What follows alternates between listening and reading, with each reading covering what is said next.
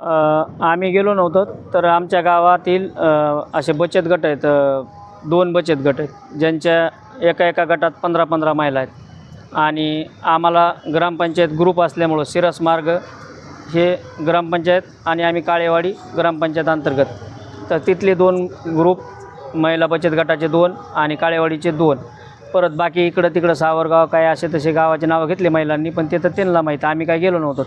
पण हे आमच्या जे बचत गटाचे जे SRO आहेत, वनिता बाळासाहेब जाधव आणि त्यांचे पती बाळासाहेब जाधव सिरस मार्ग, हे गेल्या 15 दिवसापासून आमच्या गावात चक्रा मारत होते किंवा आपल्या गावातील सर्व गटांना आपल्याला संक्रांतीनिमित्त जेजुरी देवदर्शनासाठी जायचं आहे.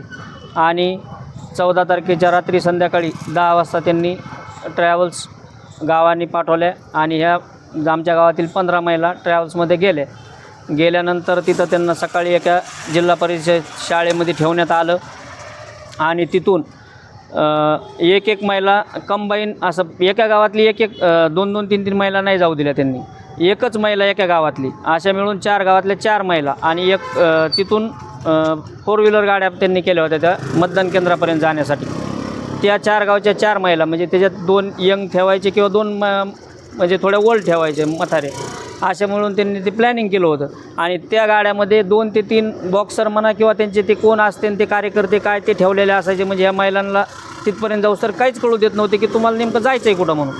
आणि त्यानंतर ही प्लॅनिंग कमीत कमी माझ्या माहितीस तो मागच्या 2-3 महिन्यापासून झालेली असावी, कारण की या महिलांचे तिथं गेल्यानंतर यांनी बोगस मतदान कार्ड तयार केले. परत तिथल्या याद्यालासुद्धा ह्या महिलांचे नावं लावण्यात आले, म्हणजे ह्या बचत गटामार्फत यांचे डॉक्युमेंट्ससुद्धा तिथं वापरले गेले, एक अंदाज. आणि हे तिथं गेल्यानंतर त्यांना मतदान कार्ड पण वाटप करण्यात आले. पण या महिलांनी भीतीपोटी ते मतदान कार्ड तिकडंच फेकून दिले किंवा परत आपल्या अंगलोट काही येईन असं. आता यांना तर तिथं गेल्यावर तर पहिलेच ते घाबरून गेले, कारण तिथं परिस्थिती